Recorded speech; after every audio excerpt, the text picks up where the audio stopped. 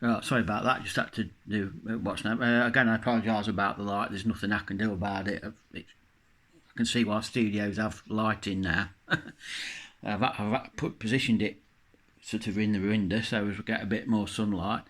Right, okay, back to the TV. Right, this one dates back to I've not owned this set from new. I acquired this set in October 2018 through Market Street on Facebook, and I paid the measly sum of £40 for it 2 years ago. Well, almost 2 years, you could say, 2 years ago.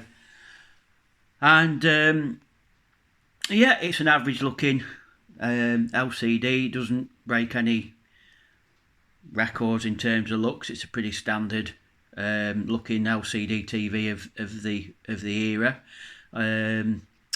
Complete with stand. Not bad build quality. They were still fairly quite solid at this point. Stand's very creaky though when you touch it.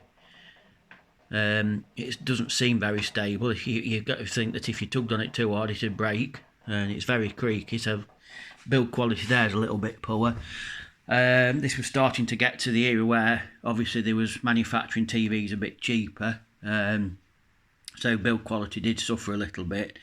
Hence that. Again, this is the is it Viera, I think they call it, which I think most Panasonic, the plasma that we reviewed the other day, that was a Viera. I think most of the Panasonics was Viera. We've still got some stickers on the front there saying obviously the early symbol when digital TV was coming in. This has got a built-in Freeview, not Freeview HD, just standard built-in Freeview, as you can see there. And it was just more or less saying that it was getting ready, that the TV was ready for digital switchover, because obviously in 2009 analog was still going, so it was just letting you know that it was getting ready for the digital switchover, that you wouldn't need to connect it to any other box or anything like that. And then we've got a thing there, SDHC, which we'll come on to in a minute. So basically there's no buttons on the front of it. Got a few lights on the bottom here, standby light there, which obviously comes on and shows when the TV's in standby mode. One of them will be the remote sensor. Again, another sensor I think possibly for, settings where you can switch it on to alter the light when you're viewing it in certain conditions and things like that. This isn't in bad condition at all. Not really any scratches, any marks. It's pretty good. Going completely out of focus. No bad scratches or marks on it. It's just typical of the glossy black frame that you get on these LCD TVs, which are a nightmare to keep clean. No matter any amount of cleaning you do, they just, because it's a gloss black, they just shows every bit of muck up and that. But I think they're all pretty much the same. Just go around the back and just have a look what the TV has to offer around the back. So down here, obviously, where all your control panel is with all your bits and bobs. So firstly, you've got HDMI 1 and HDMI 2, and I do believe there are further HDMI sockets on the side there. So you've got 3 in total on this, which was pretty standard at the time for this era of TV. So you've got 3 HDMI there. So you've got 2 on the back and then 1 for easy access on the side, which was pretty good. You've got a digital out, audio out there for connection to a surround system. This was before the era of ARC and all of that sort of stuff. So if you wanted to connect it to a surround system, which most people, or a soundbar, which majority of people with these TVs, because generally speaking the speakers on these type of things are rubbish. Although I have to say, actually, on using this one, it's not bad. I've seen a lot worse, or should I say I've heard a lot worse. So yeah, the speakers actually are not that bad on this one. But yeah, that's your socket for that. You've got the PC input there, like we mentioned on the other Panasonic the other day, for connection to a computer. If you wanted to view your laptop on on a bigger screen, you could do it with that. You've got some audio connections, audio out, again, so that's another way of connecting it to an external amplifier, another way of getting sound out of it. Audio in, you've got some component inputs there. Never really sure what they're actually for. I've never really used any of them, if anybody can enlighten me. And the obligatory, I can't speak this morning, obligatory SCART sockets on there, which is quite a handy thing to have, as I was saying the other day on the other Panasonic. You know, most TVs now that are manufactured now in the last couple of years have stopped putting SCART sockets on altogether. Which is a bit of a nuisance, because obviously many people have still got old VCRs, DVD players, you know, which, you know, yes, you don't use it every day, but it's nice to connect it up once in a while to view your old videos. And, you know, you might have some old video camera footage that you want to view from time to time. So, you know, it's not something that you're going to use every day now, certainly. You know, it is not an old-fashioned connection, but it's nice to know that, you know, obviously they're there for that as well. You've got your box standard aerial connection there, so obviously to get your aerial into, so you can activate your Freeview. On the side,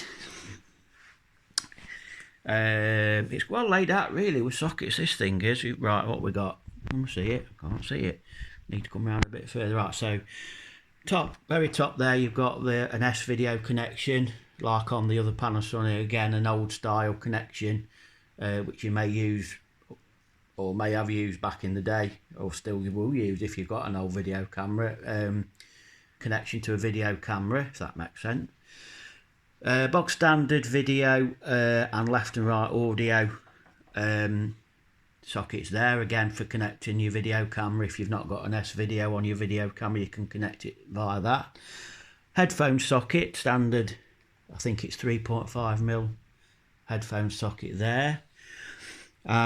You've got the common interface like we spoke about again, for which again I don't think hardly anybody ever used, for expanding your Freeview channels. I think at the time you could pay for a card and you could expand on your Freeview channels, but I don't think anybody ever bothered. I don't know if you can see this or not now, struggling for light. So that's that, and then that HDMI 3 there down the bottom there, which we spoke about before. Now on the bottom there you'll see SD card. This was pretty unique to Panasonic. Basically what that is, in fact there's one in there. Basically you could take your card out, your video camera. Nowadays most video cameras record on an SD card, or even a still camera. So basically with that, what you could do, I'm really sorry about this light, it's pissing me off. Basically pull that out and that's your SD card there. So basically you could take that straight out your camera and connect it straight into there, and you could view all your view all your photos on the big screen, which was pretty good. Oh, the cat's come to join us now. She's thinking, what's he doing now, the idiot? So that was quite an handy feature. Now, certainly at this period, there was only about Panasonic that did this. There wasn't really any of the other TV manufacturers of the time that actually did that. It was pretty unique to Panasonic. I will just say though, I mean, I've tried to use it, and it is only, it will only show photos, even if you've got video stored on there. It won't play video back, certainly not in the format that I've got it stored on there anyway. It'll only show still photos. When you come to show video files, which I know are on there, it wouldn't play, it doesn't recognise the file, so just be aware of that. It's a bit reluctant to play video files. I think it's pretty much just for still images. So obviously we've got this owner ID thing like we had on the, I think it was a security thing Panasonic was offering at the time, and I think we've discovered what that F button was. You know, there was an F button and I wasn't sure what it was on the other one. Press and hold key, so I think that must then put you in the mode for setting the security pin up on it, and again I've not bothered with that at all. I've not even thought of that. There might even be something set up on it. Well, it's never showed up. I'm not sure if we've got any manual. I think there might be on the other side, manual controls.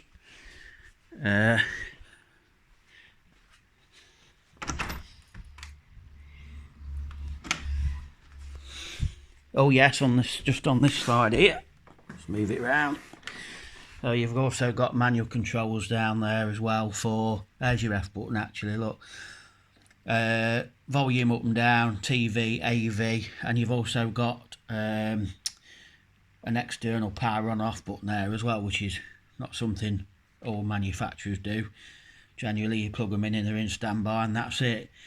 So you have got an external on off button there as well on that. So in a nutshell, that's basically it.